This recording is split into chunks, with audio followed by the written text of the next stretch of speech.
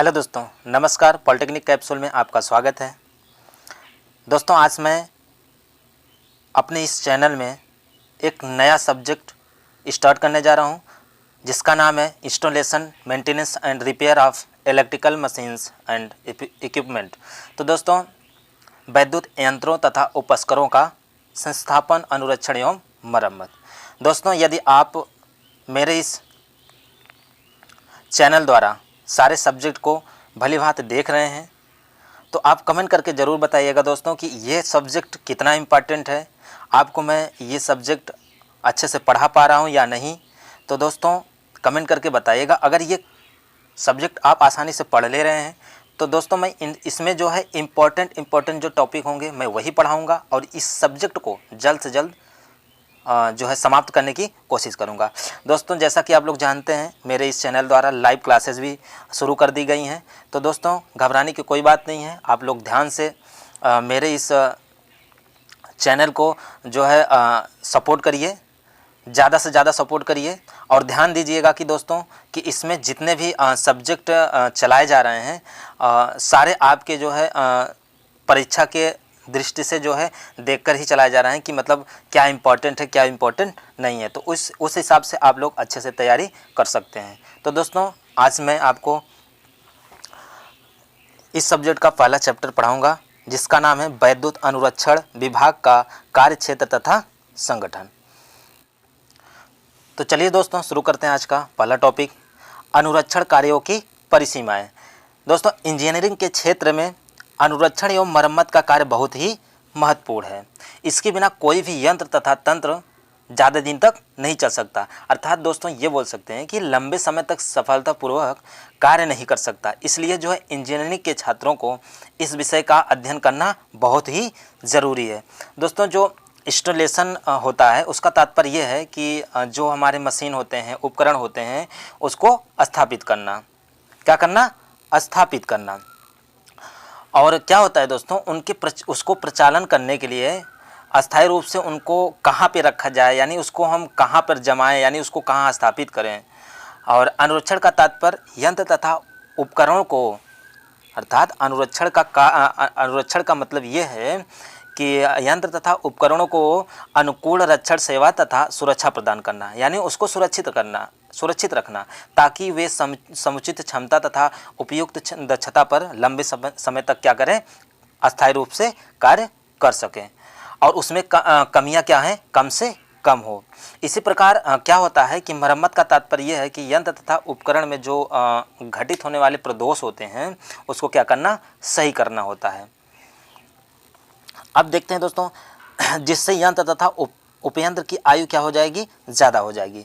जैसे क्या होता है कि मिल है, फैक्ट्री हो गया, इंडस्ट्री हो गया, पावर हाउस हो गया, आदि संयंत्र में उपयंत्र, माप यंत्र, परीक्षण यंत्र, उपस्कर तथा उपकरण आदि में प्रदोष उत्पन्न होने की संभावना क्या हो जाएगी, कम हो जाएगा। अब देखते हैं कि जो इसमें कमियां होती हैं उनके कारण अनुरक्षण कार्य संतोषप्रद क्यों नहीं होता है। अर्थात हम ये कर सकते हैं कि हम लोग मरम्मत तो करते हैं, लेकिन हमें क्या होता है, अच्छा रिस्पांस नहीं मिल पाता है। तो उसमें कुछ कमियां होती हैं जिसको हम जो क्या करते हैं, निगलेक्ट कर देते हैं, उसको हम ध्यान नहीं रखते हैं। तो ये चीज़ हमें ध्यान रखना होगा कि मशीन की अभिकल्पना में मूल त्रुटि के कारण, यानी जो मशीन की अभिकल्पना होती है उसमें जो त्रुटियाँ होती हैं उसको दूर करना। अशुद्धि मरम्मत पदार्थ के कारण, कुछ ऐसे जो है पदार्थ का हम लोग प्रयोग कर देते हैं जो पूर्ण रूप से सही नहीं होता है, अर्थात शुद्ध नहीं होता है। त्रुटिपूर्ण उपकरण तथा औजार के कारण, कभी कभी ऐसा होता है कि कुछ ऐसे उपकरण का हम प्रयोग करते हैं, कुछ ऐसे औजारों को प्रयोग करते हैं जो उस यंत्र या उपयंत्र में सही तरीके से इस्तेमाल ना हो सके। इस चीज़ को हम ध्यान रखेंगे। और चौथा है अकुशल कारीगर। दोस्तों, जब हम किसी भी मशीन या किसी भी इक्विपमेंट को हम मतलब उसका जो है इंस्टॉलेशन करते हैं, प्रतिष्ठापन करते हैं, तो हम ये चीज़ ध्यान रखते हैं कि वहाँ जो कारीगर है वो उसके बारे में क्या हो, जानता रहे। अगर वो उसके बारे में नहीं जानता रहेगा तो वो हमारे जो है उपकरण को क्या कर सकता है, ख़राब कर सकता है। इसलिए क्या करते हैं हम लोग, कारीगरों को क्या करेंगे, उनको जो है हम उनके लिए एक ट्रेनिंग सेंटर बनाते हैं। ट्रेनिंग सेंटर बनाएंगे, उसके बाद उनको ट्रेनिंग देंगे और तब जाके हम क्या करते हैं, उनको उस स्थान पे हम क्या करते हैं, रखते हैं, यानी उनका जो है उपकरण जो दोष उत्पन्न होता है या फिर और कोई कार्य हो गया, इंस्टॉलेशन हो गया, मरम्मत हो गया, उसके क्षेत्र में हम क्या करते हैं, उनको रखते हैं। आगे देखते हैं दोस्तों, वैद्युत यंत्रों तथा उपस्करों का वर्गीकरण। मूल रूप से यंत्र तथा उपस्कर निम्नलिखित कितने प्रकार के होते हैं? 2 प्रकार के होते हैं। पहला कौन सा है दोस्तों? स्थैतिक यंत्र तथा उपस्कर। अब इसके बारे में देखते हैं दोस्तों। वे युक्तियाँ जो मूल रूप से गतिमान नहीं होती हैं, अर्थात जिसका मुख्य अंग क्या रहता है? स्थिर रहता है। क्या रहता है दोस्तों? स्थिर रहता है। जैसे क्या हो गया दोस्तों? ट्रांसफार्मर हो गया। देखिए दोस्तों, ट्रांसफार्मर में कोई घूर्णी यंत्र नहीं होता, यानी उसमें कोई रोटेटिंग यंत्र नहीं रहता है। बस बार हो गया, केबल हो गया, कंडक्टर हो गया, डिस्ट्रीब्यूशन लाइन हो गया, बैटरी हो गया, प्रेस हो गया, और क्या होता है कि ओवन हो गया, फर्नेस हो गया, लैंप होता है, स्विच होता है, आइसोलेटर होता है। ये सब क्या होते हैं? इसमें जो है रोटेटिंग पार्ट नहीं पाए जाते हैं। और दूसरा है दोस्तों गतिक यंत्र तथा उपस्कर। इसमें देखते हैं दोस्तों, वे युक्तियाँ जो मूल रूप से गतिक होती हैं, अर्थात उनका मूल अंग क्या करता है? गति करता है। जैसे क्या होता है? जनरेटर हो गया, मोटर हो गया, पंप हो गया, फैन हो गया, टरबाइन हो गया, कन्वर्टर हो गया। तो ये इनमें क्या होता है दोस्तों? इसमें क्या होता है? रोटेटिंग, इनका जो मुख्य अंग क्या करता है? गति करता है। तो स्थैतिक युक्तियों की अपेक्षा गतिक युक्तियों में मरम्मत अधिक करनी पड़ती है, क्योंकि गतिक युक्तियों में प्रदोष अत्यधिक उत्पन्न होता है। क्या होता है? उसमें कमियां ज़्यादा से ज़्यादा उत्पन्न होती हैं। गतिक युक्तियों में कल पुर्जे अधिक घिसते पिटते हैं तथा टूटते फूटते हैं, क्योंकि वो घूर्णन करता है। इसलिए क्या होता है? उसमें जो है उसका जो उसमें लगे होते हैं, पार्ट होते हैं, जो उसमें क्या होता है कि उसमें उसके जो अंग होते हैं वो क्या होते हैं? टूटते फूटते रहते हैं और घिसते पिटते रहते हैं, जिसके कारण क्या होता है? इलेक्ट्रॉनिक उपकरण की अपेक्षा वैद्युत उपकरण की मरम्मत अधिक करनी पड़ती है। दोस्तों, यहाँ जो युक्ति है, युक्ति का तात्पर्य यह है कि किसी यंत्र, उपयंत्र, माप यंत्र या जो है उपस्कर हैं, औजार हैं, उनका जो है स्थैतिक तथा गतिक वस्तु से है, अर्थात युक्ति का यही मतलब है। इसलिए हमने युक्तियों का प्रयोग किया है। आगे देखते हैं दोस्तों, अनुरक्षण कार्य का वर्गीकरण। अब यहाँ हम देखते हैं जो हमारे अनुरक्षण कार्य हैं, तो उसका जो है उनके कितने प्रकार हैं, किस प्रकार से हम अनुरक्षण कर सकते हैं। तो पहला है निरोधी अनुरक्षण कार्य, और दूसरा क्या है? भंजन अनुरक्षण कार्य।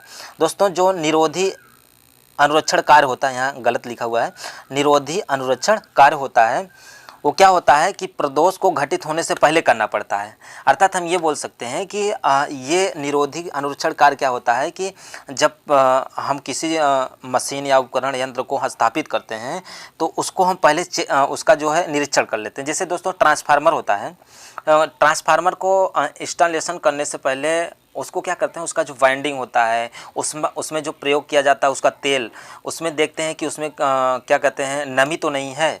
उसका जो बाइंडिंग होता है, बाइंडिंग को क्या करते हैं? सुखा लेते हैं, ताकि उसमें नमी ना हो, क्योंकि अगर उसको हम सप्लाई देते हैं तो क्या करते हैं, क्या होता है कि वो शॉर्ट सर्किट हो जाता है, जिससे हमारा जो है ट्रांसफार्मर खराब पड़ जाएगा। तो कुछ ऐसे जो है कार्य होते हैं, अनुरक्षण कार्य होते हैं, जिसको हम पहले करते हैं।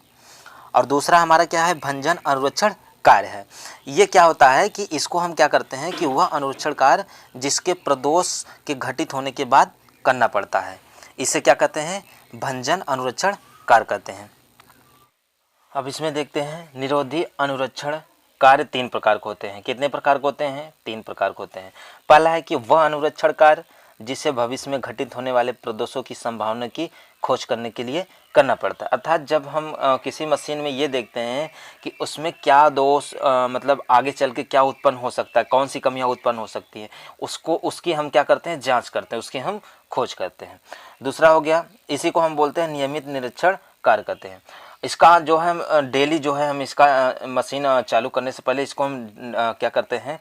डेली क्या करते हैं? इसको हम चेक कर लें, जिसे हम रूटीन निरीक्षण कार्य बोल सकते हैं। दूसरा वह अनुरक्षण कार्य जिसे निकट भविष्य में घटित होने वाले प्रदोषों के रोकथाम के लिए करना पड़ता है, इसे क्या बोलते हैं? नियमित अनुरक्षण कार्य करते हैं।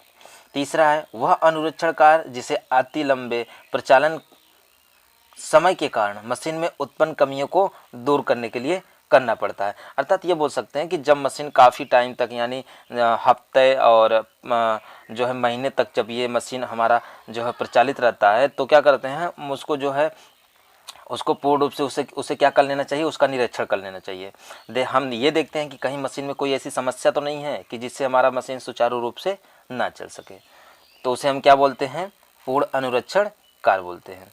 पूरी तरह से उसको हम क्या करते हैं, उसका निरीक्षण कर लेते हैं। अब देखते हैं दोस्तों भंजन अनुरक्षण कार्य कितने प्रकार के होते हैं, 4 प्रकार के होते हैं। पहला है कि होने वाले प्रदोषों को ज्ञात करने के लिए करना पड़ता है, इसे प्रदोषी या खोजी परीक्षण कहते हैं। यानी भंजन, इसमें जो टूटने फूटने वाला होता है तो उसमें हम क्या करते हैं कि इसमें जो है जो घटित होने वाला प्रदोष होता है उसकी हम जांच करते हैं। यानी हम सोचते हैं कि कहीं हमारा मशीन जो आगे चल के हमें मतलब हमें धोखा ना दे दे, यानी हमारी मशीन में कोई ऐसा प्रदोष ना उत्पन्न हो जाए जिससे हमारे कार्य में जो है विघ्न पड़ जाए, अर्थात मेरा कार्य पूर्ण ना हो सके।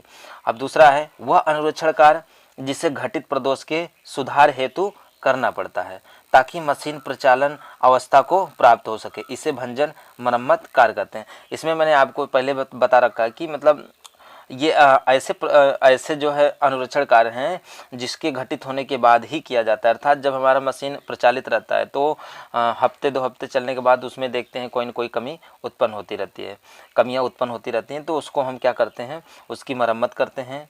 तो वही उसी को हम क्या बोलते हैं, भंजन मरम्मत कार्य बोलते हैं। अगला है वह अनुरक्षण कार्य जिसे घटित प्रदोष के कारणों को ज्ञात करने के लिए करना पड़ता है ताकि मशीन की विश्वसनीयता का पता चल सके, इसे क्या बोलते हैं, प्रदोष खोजी कार्य कहते हैं।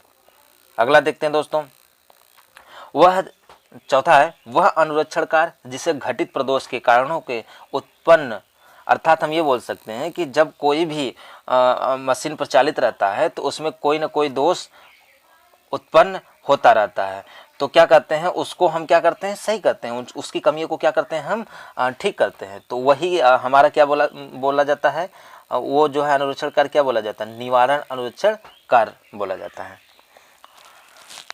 अब अगला देखते हैं दोस्तों, निरोधी अनुरक्षण कार्यों की आवृत्ति। यहाँ दोस्तों आवृत्ति से मतलब ये है कि मतलब कब कब हम अपने मशीनों का जो है निरीक्षण करेंगे, यानी हफ्ते में, 15 दिन में, या महीने, वार्षिक, अर्धवार्षिक, और इसके बाद जब हमारा जो है मशीन पूर्ण रूप से सही हो जाता है तो क्या करते हैं, उसको हम सही तरीके से प्रचालित करते हैं। तो उसके बारे में हम जानेंगे यहाँ दोस्तों। इसमें है निरोधी अनुरक्षण के अंतर्गत कई कार्य आते हैं। कैसे कैसे कार्य हैं, नेम का परीक्षण, नेम का अनुरक्षण, सर्विस, ओवरहाल आदि। ये सभी कार्य एक निश्चित समय के लिए दोहराए जाते हैं, अर्थात हम इसको जो है बार बार क्या करते हैं, दोहराते हैं ताकि हमारे यंत्र या उपयंत्र या मशीनों में कोई ऐसी समस्या, कोई ऐसा प्रदोष ना उत्पन्न हो जाए जिससे हमारा कार्य जो है पूर्ण रूप से रुक जाए। तो इसमें क्या करते हैं कि इसमें कौन सा कार्य कब करना है, इस बात का निर्णय कार्य करने वाली मशीन के प्रारूप, कार्य की प्रकृति तथा कार्यकाल के आधार पर किया जाता है। किसके आधार पर किया जाता है, कार्यकाल के आधार पर किया जाता है। अब दोस्तों जैसे हम ये समझ लेते हैं कि कार्य की आवृत्ति, अर्थात यानी कार्य की आवृत्ति से तात्पर्य ये है कि क्रम दैनिक, साप्ताहिक, अर्ध मासिक, मासिक, द्विमासिक, त्रैमासिक, वार्षिक, अर्धवार्षिक, द्विवार्षिक और त्रिवार्षिक आदि अवधि के अनुसार होती है। जैसे हम बोल सकते हैं, जैसे हम अगर दोस्तों ये करते हैं कि जैसे हमारा ट्रांसफार्मर हो गया तो उसमें हम ये देखते हैं कि उसमें कौन से ऐसे जो है अनुरक्षण कार्य हैं, किसको हम हफ्ते में करेंगे, किसको हम महीने में करेंगे, किसको हम 6 महीने में करेंगे। तो उसे हम पूरी तरीके से हमें उसका जो है हमें पूरा उसका जो है नॉलेज रहना चाहिए कि हम इसका जो है अनुरक्षण कार्य कब कब करेंगे। अब ये नहीं है कि मतलब हम एक हफ्ते में जो है पूरे ट्रांसफार्मर को जो है हम खोल दें और खोलने के बाद जो है उसकी जो जांच करें। ऐसा नहीं है कि दोस्तों जब तक उसका जो है अनुरक्षण कार्य हमें पूरी तरह ज्ञात ना हो तो तब तक हम उसको जो है सही मतलब तब तक उसको हम देख नहीं सकते। अर्थात हम ये बोल सकते हैं कि अगर उसका जो है साप्ताहिक जो है अनुरक्षण कार्य है कि मतलब उसके जो है क्या बोलते हैं उसके तेल की जांच करना, उसके ऊपर जमे जो है मिट्टी धूल को हटाना, तब उसके बाद हम क्या करते हैं, अपने ट्रांसफार्मर को जो है अनुरक्षण कार्य के लिए कर सकते हैं। अब इसमें देखते हैं जैसे मशीनों की वाइंडिंग देखना। अब देखिए इसमें दिया कि जैसे मशीनों की वाइंडिंग को देखना, ट्रांसफार्मर के ऑयल गेजों तथा ब्रीदर को देखना, विद्युत रोधकों आदि को देखना, ये सभी मासिक अनुरक्षण के अंतर्गत आते हैं तथा पूर्ण अनुरक्षण वार्षिक या अर्धवार्षिक के अंतर्गत आते हैं। तो ये रहा हमारा निरोधी अनुरक्षण कार्य की आवृत्ति। दोस्तों जैसे अगर हम जो सर्किट ब्रेकर होता है उसमें जो तेल का तल होता है उसको देखना, विद्युत रोधकों तथा बुशिंग की सफाई तथा उसके धारावाहिक सिरों के नट बोल्टों की जांच करना। और जैसे हमारा कम्यूटेटर होता है, कम्यूटेटर में के सतह पे मतलब उसमें जो है जो ब्रुश लगा होता है, ब्रुश में हम देखते हैं कहीं वो रगड़ खा के ख़राब तो नहीं हो गया, उसका हम जो है बार बार क्या करते हैं, निरीक्षण करते रहते हैं। तो ये निरीक्षण कब कब करते हैं दोस्तों, हम महीने और 15 महीने मतलब 15 दिन बाद या महीने में एक ना एक बार कर ही लेते हैं। इसी को हम क्या बोलते हैं, पूर्ण अनुरक्षण कार्य, या हम बोल सकते हैं अर्धवार्षिक या वार्षिक या द्विवार्षिक कार्य। अब हम देखते हैं दोस्तों अनुरक्षण विभाग की आवश्यकता। अब हम ये देखते हैं कि अनुरक्षण विभाग की आवश्यकता है किस लिए। अब इसमें है कि इस विभाग के प्रमुख कार्य हैं कुशल तथा प्रशिक्षित कारीगरों की सेवाएं। जो अनुरक्षण विभाग होता है, क्या होता है कि ये जो कारीगर होते हैं उनको पूरी तरह से प्रशिक्षित करता है, यानी उनको जो है ट्रेनिंग देता है। और ट्रेनिंग देने के बाद क्या करता है, उनको मतलब सारे जैसे यंत्र है उपयंत्र है उसके बारे में बताया जाता है कि किसका जो है अनुरक्षण का किस प्रकार किया जाता है, और जो है हमारे जो औजार उपयोग होते हैं किस औजार का कहाँ पर हम उपयोग करते हैं, ये सारी बातें क्या होता है उनके प्रशिक्षण यानी ट्रेनिंग समय में ट्रेनिंग समय में क्या करते हैं, बताए जाते हैं। अब दूसरा है उचित माप तथा प्रमाप के पर्याप्त यंत्र उपकरण औजार आदि युक्तों की समुचित व्यवस्था करना। अर्थात जो अनुरक्षण विभाग होता है हमें क्या करता है कि जो जब कोई प्रदोष उत्पन्न हो जाता है किसी यंत्र उपयंत्र मशीन में, तो क्या करता है वो हमें जो है औजारों को जो है उपकरणों को उसमें लगने वाले जो है जो उपस्कर होते हैं उनको क्या करता है वो प्रोवाइड कराता है, क्या करता है हमें उसकी व्यवस्था करके हमें प्रदान करता है। और चौथा है कि लॉग बुक रिकॉर्ड कार्ड आदि की समुचित व्यवस्था तथा सही तरीके से तैयार करने की व्यवस्था। दोस्तों लॉग बुक जो होता है, रिकॉर्ड बुक, इसके बारे में अभी आगे बताऊंगा आपको। अब आगे देखते हैं समय समय में रिफ्रेश किए जाने वाले अर्थात बदले जाने वाले अतिरिक्त कल पुर्जों की समय पर क्या करते हैं, उपलब्ध कराते हैं। कौन कराता है, विद्युत अनुरक्षण विभाग। और यह है ट्रेनिंग सेंटर की सही व्यवस्था, अनुरक्षण विभाग ही ट्रेनिंग सेंटर की व्यवस्था करता है। अनुरक्षण संबंधित तथा मरम्मत होने वाली सामग्री की सही व्यवस्था कौन करता है, अनुरक्षण विभाग। अब आगे देखते हैं दोस्तों विद्युत अनुरक्षण विभाग का अनुरक्षण तथा मरम्मत कार्य। अब इसमें देखते हैं दोस्तों कि प्रत्येक औद्योगिक तथा प्रौद्योगिक संस्थान अपना एक अनुरक्षण विभाग रहता है जिसके निम्नलिखित कार्य हैं। दोस्तों कि अगर किसी भी इंजीनियरिंग क्षेत्र में या औद्योगिक क्षेत्र में या प्रौद्योगिकी क्षेत्र में अगर अनुरक्षण विभाग या मरम्मत विभाग ना हो तो क्या होता है कि जो हमारी मशीनें होती हैं वो अगर एक बार उसमें प्रदोष उत्पन्न हो गया तो वो हमेशा के लिए खराब पड़ी रहेंगी, उसको हम प्रचालित नहीं कर सकते। इसलिए हम क्या रखते हैं, एक अनुरक्षण विभाग रखते हैं जो है जो वो विभाग क्या करता है, मरम्मत कार्य तथा उसको उसमें होने वाले प्रदोषों को दूर करने की जो है व्यवस्था करवाता है। अब इसमें है दोस्तों पहला है नित्य क्रम से निरीक्षण करना, अर्थात उसमें मशीनों में जो है रोज रोज यानी डेली क्या करते हैं उसका जो है निरीक्षण करते हैं। दूसरा है निकट भविष्य में घटित होने वाले प्रदोषों की संभावनाओं को ज्ञात करना, अर्थात उसमें ये जांच करते हैं कि कहीं कोई ऐसा प्रदोष तो नहीं उत्पन्न होने वाला है या मतलब उत्पन्न हो सकता है, उसकी वो क्या करते हैं, जांच करते हैं। अब तीसरा है घटित प्रदोषों के कारणों को ज्ञात करना, अर्थात जानना, यानी उसमें जो प्रदोष उत्पन्न हो रहे हैं उसको जानना और कारीगरों को जो है उसको जो है सही करवाना। अगला है घटित प्रदोषों के कारणों का निवारण करना ताकि जो है प्रदोष बार बार उत्पन्न ना हो।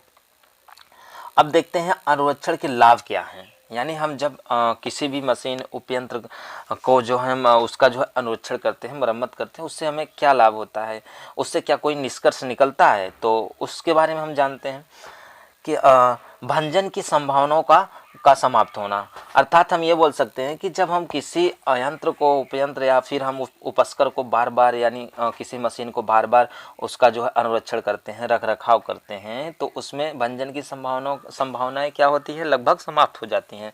कहने का मतलब ये है कि उसमें जो टूटने फूटने की संभावना होती है, उसमें प्रदोष उत्पन्न होने की संभावना होती है, वो क्या होती है, लगभग समाप्त हो जाती है। दूसरा है यंत्र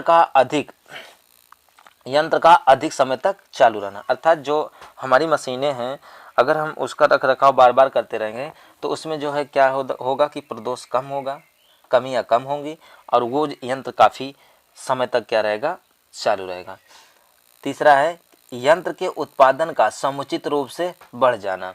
यानी जो यंत्र होता है उसके द्वारा हम जो काम लेते हैं उस काम में जो है कमियां नहीं आती हैं। अर्थात वो हमें समय समय पे हमारे जो प्रोडक्ट है उसका जो है उत्पादन करता रहता है।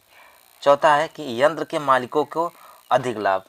अर्थात हम ये बोल सकते हैं कि जब कोई मशीन अगर समय पर प्रोडक्ट को उत्पादित करती है और समय पर हम किसी भी जो है संस्थान को वो चीज़ देते हैं और उसका जो है आयात निर्यात करते हैं, तो क्या होता है, मालिक को क्या है, अधिक से अधिक लाभ होता है। कारीगरों को अधिक सुरक्षा। अर्थात जो हमारे मशीनों पर कारीगर काम करते हैं उनको बहुत जो है अधिक सुरक्षा प्रदान होती है। अर्थात हम ये बोल सकते हैं कि उनकी सुरक्षा अधिक हो जाती है, बढ़ जाती है, उनको जो है कोई समस्या नहीं होती है। उत्पादन की गुणवत्ता में विशेष सुधार। अर्थात जो हम मशीन से जो भी जो भी प्रोडक्ट उत्पादित करते हैं उसकी गुणवत्ता यानी उसके जो है उत्पादन में क्या हो जाता है, विशेष सुधार हो जाता है। श्रमिकों तथा कारीगरों के मनोबल में क्या हो जाती है, वृद्धि हो जाती है। और लास्ट है कि संयंत्र में मरम्मत संबंधी कार्यों का कम हो जाना। अर्थात जो प्रदोष होते हैं कम उत्पन्न होंगे और बार बार उसे मरम्मत कराने की आवश्यकता नहीं होगी। अब अगला देखते हैं दोस्तों। अनुरक्षण अभिलेख मतलब क्या होता है कि वैद्युत यंत्र, उपयंत्र, उपस्कर, उपकरण आदि से संबंधित निर्देश पुस्तिका तथा तकनीकी विवरण जैसे तकनीकी आंकड़े, ड्राइंग, अनुरक्षण तथा मरम्मत का इतिहास आदि सब का रिकॉर्ड अनुरक्षण विभाग अपने पास रखता है। अर्थात हम ये बोल सकते हैं कि जो अनुरक्षण विभाग होता है जो इन सब का रिकॉर्ड क्या करता है, अपने अधिकार में रखता है। अब हम ये देखते हैं कि ये जॉब कार्ड या रिकॉर्ड कार्ड क्या होता है।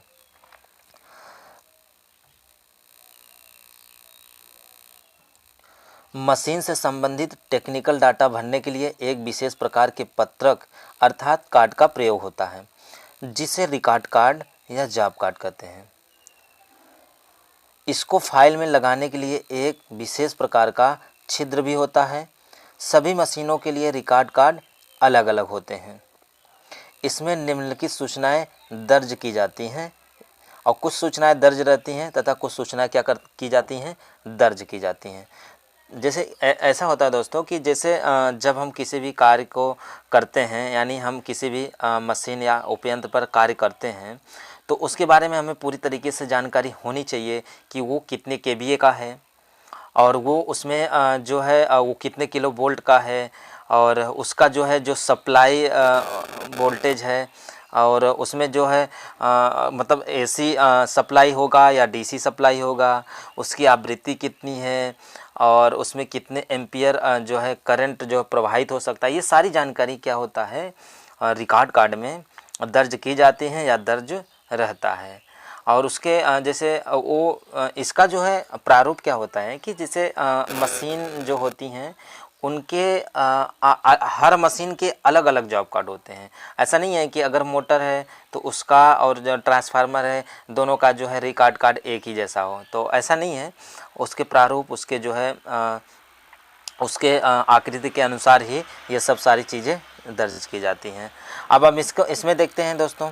पहला क्या है, मालिक तथा स्वामी का क्रमांक। अब इसमें यह होता है कि यही क्रमांक क्या होता है मशीन पे भी अंकित होता है। आप देखे होंगे कि जो मशीन में लोगो लगा रहता है यही क्रमांक उसमें दर्ज रहता है और इसी क्रमांक को क्या करते हैं हम रिकॉर्ड कार्ड में भी दर्ज करते हैं। दूसरा है प्रतिष्ठापन स्थल यानी इंस्टॉलेशन साइट, मतलब हमें ये देखना है कि हम अपने मशीन को कहाँ पर स्थापित कर रहे हैं, इसका इंस्टॉलेशन कहाँ पे कर रहे हैं, अर्थात वह स्थान जहाँ पर मशीन को स्थापित करते हैं उसको हम क्या करते हैं रिकॉर्ड कार्ड पर अंकित करते हैं। अगला है प्रतिष्ठापन की तिथि, अर्थात हम किस तारीख को मशीन को क्या कर रहे हैं स्थापित कर रहे हैं उसको अंकित कर लेते हैं। अगला है निर्माता तथा विक्रेता का नाम। अब दोस्तों यह क्या है कि जैसे जो मशीन के नाम की जो पट्टिका जो नेम प्लेट होता है उस पर क्या करते हैं निर्माता तथा विक्रेता का नाम लिखते हैं या अंकित करवाते हैं या अंकित रहता है। अगला है निर्माण का क्रमांक। अब इसमें ये देखते हैं कि मशीन के निर्माण होने की क्रम संख्या क्या है, जो मशीन के नेम प्लेट पर भी अंकित रहती है, मतलब रिकॉर्ड कार्ड में भी अंकित रहता है और मशीन के नेम प्लेट पर भी अंकित रहता है। अब आगे देखते हैं दोस्तों कार्य अथवा जॉब। अब इसमें देखते हैं दोस्तों कि वह कार्य जिसके लिए मशीन को लगाया गया है, मतलब हम मशीन से क्या कार्य करवा सकते हैं, क्या कार्य ले सकते हैं। जैसे अगर लेथ मशीन है या ड्रिल मशीन है या सीयर या पंचिंग मशीन है, ये सब चीज़ क्या रहता है इस पर अंकित रहता है। अगला है मशीन का प्रारूप। दोस्तों जब हम मशीन का इंस्टॉलेशन करते हैं तो इसमें हम ये देखते हैं कि ये इंडोर टाइप का है, आउटडोर टाइप का है या मतलब एयर कूल्ड है, ऑयल कूल्ड है या वाटर कूल्ड है। तो ये जो है टाइप ऑफ मशीन पे डिपेंड करता है। ये सब चीज़ इस पे हम अंकित कर देते हैं कि मतलब ये इंडोर टाइप है या आउटडोर टाइप है, यानी हम ये बोल सकते हैं कि मशीन हमारा किस प्रकार का है। अगला है मशीन की निर्धारण, अर्थात हम ये बोल सकते हैं कि जो मशीन की निर्धारण होती है, रेटिंग होती है, जिसे हम रेटिंग बोलते हैं, रेटिंग ऑफ मशीन। इसके अंतर्गत हम कुछ ऐसी सूचनाएं लिखते हैं जैसे क्या होता है कि हमारा मशीन कितने केवीए का है, कितने किलोवाट का है, अर्थात कितने मेगावाट का है। ये सब चीज़ें जो है इस पर अंकित रहती हैं या अंकित की जाती हैं।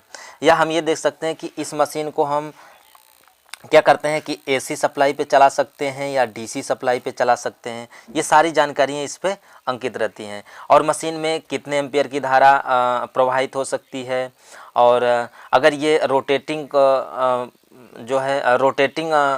यंत्र उपयंत्र है तो उसमें हम ये दर्ज करेंगे कि इसकी स्पीड क्या है, ये कितने चक्र प्रति मिनट में गति करता है। ये सब चीज़ें इस पे क्या करेंगे अंकित करते हैं।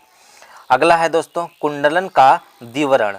दोस्तों जो इसका जो है वाइंडिंग होती है, जैसे हमारा मोटर हो गया, तो अगर मोटर है तो उसमें हम ट्रांसफार्मर भी हो गया या मोटर हो गया तो उसमें हम देखते हैं कि उसका जो वाइंडिंग होता है उसका टोटल डिटेल हम इस पे जो है अंकित करवाते हैं या अंकित है या नहीं। तो इसमें देखते हैं कि कुंडलन का जो संयोजन की विधि होती है, अर्थात हम ये बोल सकते हैं कि दोस्तों कि संट मोटर है या सीरीज मोटर है या कंपाउंड मोटर है, या अगर ट्रांसफार्मर है तो उसमें हम देखते हैं स्टार है संयोजन है या डेल्टा संयोजन है या टर्सरी संयोजन है या डुअल वोल्टेज है। ये सब चीज़ें हम क्या करते हैं रिकॉर्ड कार्ड पर अंकित हुआ पाते हैं या फिर अंकित करवाते हैं। तो इस सब से क्या होता है कि हमें सारी सूचनाएं मिल जाती हैं ताकि हमारे मशीन के प्रचालन में कोई जो है तकनीकी प्रॉब्लम ना उत्पन्न हो। और दोस्तों जैसे जब हम इसको जो है वाइंडिंग का डिटेल जब लिखते हैं तो उसमें ये भी देखते हैं कि इसका जो सिरा होता है। अब इसमें देखिए दोस्तों कि इसमें है सिरों का विवरण। अब इसमें हम देखते हैं कि इसका नंबर ऑफ टर्मिनल, इसमें कितने टर्मिनल हैं, और इसका सिंबल जो कनेक्शन का सिंबल है जिसे हम बोलते हैं प्रतीक, उसके संयोजन का प्रतीक क्या है उसको हम पूरी तरीके से देख लेते हैं। और अगला है चालन का प्रारूप। अब दोस्तों चालन का प्रारूप, इसका तात्पर्य क्या है कि जैसे होता है कि दोस्तों कि इसमें क्या होता है कि जो गियर होता है, चेन होता है, जो चेन ड्राइव होता है, बेल्ट ड्राइव होता है, ये सब चीज़ें क्या होता है, मतलब हम ये देखते हैं कि कहीं मैनुअली ड्राइव तो नहीं है या फिर डायरेक्ट कपलिंग ड्राइव तो नहीं है। ये सारी चीज़ें इसमें हम देखते हैं। और अगर जैसे ये मशीनें होती हैं उसमें जो बेयरिंग होता है उसके बेयरिंग को हम देखते हैं कि कहीं बॉल बेयरिंग तो नहीं है, या फिर हम देखते हैं स्लिप बेयरिंग तो नहीं है, या रोलर बेयरिंग तो नहीं है। ये सब चीज़ें उस पे जो है रिकॉर्ड कार्ड पे अंकित रहता है या अंकित करते हैं, ताकि जो कारीगर हैं उसको आसानी से पढ़ सकें और मशीन को प्रचालित कर सकें। और दोस्तों इसमें है अगला कि केजी में मशीन का भार, यानी किलोग्राम में मशीन का भार, यानी weight of machine in kilogram. जैसे ये देखते हैं कि दोस्तों कि हम जहाँ इसका इंस्टॉलेशन करते हैं कि कहीं वहाँ पे कोई ऐसी उसका फाउंडेशन कैसा हम बनवाए हैं, फाउंडेशन बना हुआ है मशीन पे जो है वो मशीन वहाँ पे इंस्टॉलेशन करने पर जो है जो फाउंडेशन है कहीं धंस ना जाए या टूट फूट ना जाए, तो हम वेट के अनुसार उसका जो है फाउंडेशन तैयार करते हैं। जैसे हमारा मशीन हो गया कि 500 किलोग्राम का है या 1000 किलोग्राम का है या 5000 किलोग्राम का है, ये सारी सूचनाएं क्या होता है हम रिकॉर्ड में दर्ज करते हैं या फिर रिकॉर्ड कार्ड में क्या होता है दर्ज रहता है। एक चीज़ और ध्यान दीजिएगा कि जैसे अगर हम मतलब कोई स्विच टाइप यंत्र है तो उसका भी डिटेल इसमें दर्ज होना चाहिए।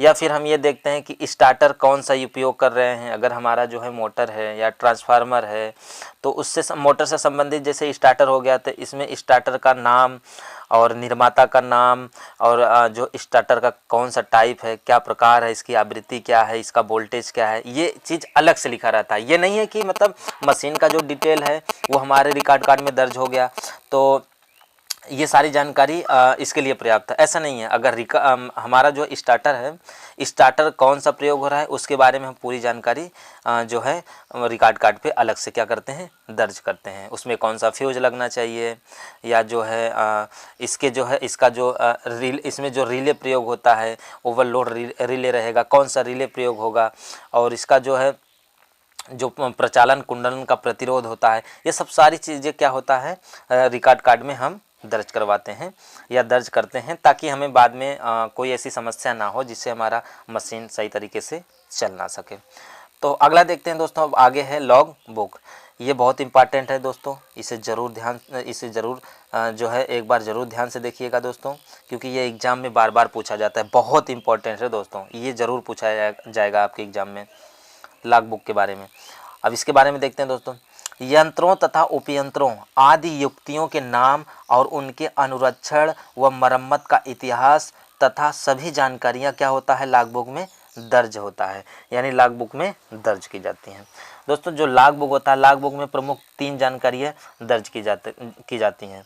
पहला है रिकॉर्ड कार्ड में अंकित सभी आंकड़ों को लॉग बुक में नोट किया जाता है। अर्थात जो हमारा, इसके पहले मैंने अभी रिकॉर्ड कार्ड के बारे में बताया है, तो जितने भी रिकॉर्ड कार्ड पे सूचनाएं अंकित होती हैं क्या करते हैं वो टोटल सूचनाएं क्या होती हैं लॉग बुक में भी क्या की जाती हैं नोट की जाती हैं। मतलब रिकॉर्ड कार्ड में तो नोट रहता है, लेकिन जब हम लॉग बुक एक बनाते हैं अलग से तो उस पर भी हम क्या कर देते हैं नोट कर देते हैं। दूसरा है अनुरक्षण संबंधित निर्देशों तथा निर्धारणों को दर्ज किया जाता है। मतलब उसके रखरखाव उसका रखरखाव हम कैसे करेंगे, उसका जो है उसमें उसका जो है कितने केवीए का है, ये कितने किलोवाट का है, ये सब जो निर्धारित रहेगा वो हम लॉग बुक में क्या कर देंगे दर्ज कर देंगे, ताकि हम जहाँ पे इंस्टॉलेशन कर रहे हैं ये चीज़ हमें पता रहे कि हम कितने केवीए या फिर हम किस तरीके से इसका जो है प्रचालन कर सकते हैं। अगला देखते हैं दोस्तों,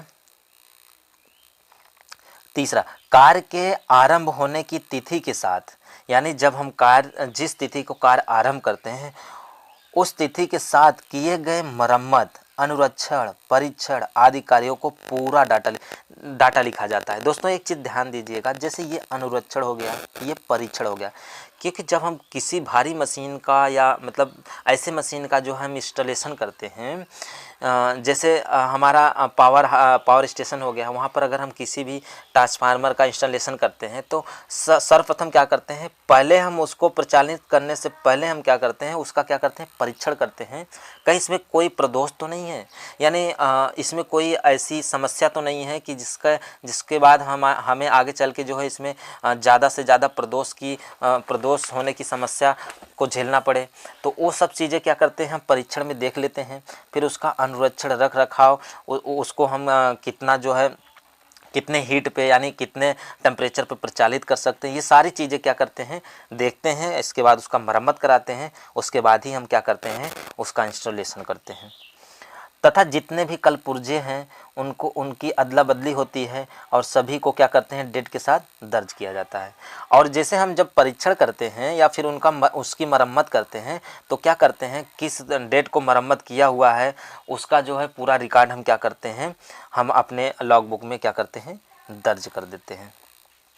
अब अगला देखते हैं दोस्तों, इसमें क्या है कि लॉग बुक के द्वारा हमें मशीनों में उत्पन्न होने वाले प्रदोषों तथा उनके रोकथाम की व्यवस्था में काफ़ी सहायता मिलती है, क्या होता है कि कार्य आसानी से क्या हो जाए, संपन्न हो जाए तथा मन में शांति की भावना व्याप्त रहे। अर्थात वहाँ पे कार्य करने वाले जो कारीगर हों वो जो है उनको संतुष्टि रहे कि हाँ ये मशीन जो है अच्छे तरीके से चल रहा है। अब उनका जो उसके द्वारा जो भी प्रोडक्ट का उत्पादन हो रहा है वो अच्छे तरीके से उत्पादित हो रहा है। तो दोस्तों मेरा ये वीडियो आपको कैसा लगा आप कमेंट करके ज़रूर बताइएगा। मेरे इस वीडियो को ज़्यादा से ज़्यादा शेयर करिएगा, लाइक करिएगा और कमेंट करना ना भूलिएगा। और दोस्तों सब्सक्राइब करने के बाद बेल आइकन को ज़रूर प्रेस करिएगा। दोस्तों क्या होता है कि कुछ ऐसे स्टूडेंट हैं जो ये सोचते हैं कि जल्द से जल्द जो है कोर्स समाप्त किया जाए। दोस्तों जल्द से जल्द कोर्स तभी समाप्त हो सकता है जैसे अगर हम जो है स्टार्टिंग से हम जो है जितने भी हमारे टॉपिक हैं साथ में लेके चलते हैं। तो देखिए दोस्तों उस तरह जो है हमारा जो है सब्जेक्ट काफ़ी जो है लंबा हो जाता है। उसको समझाने में थोड़ा सा हम क्या करते हैं, उसको हम विस्तार से समझाते हैं। अगर आपको लगता है कि ये सब्जेक्ट आपको अच्छी तरीके से आता है, भली बात ही आप इसको समझ सकते हैं, तो मैं आपको इम्पोर्टेंट टॉपिक ही आपके लिए इम्पोर्टेंट टॉपिक का ही वीडियो बनाऊंगा। तो आप कमेंट करके ज़रूर बताइएगा दोस्तों। और आपसे मुझे पूरी जो है आशा है कि आप मेरे इस वीडियो को ज़्यादा से ज़्यादा लाइक करेंगे, शेयर करेंगे और कमेंट करेंगे। तो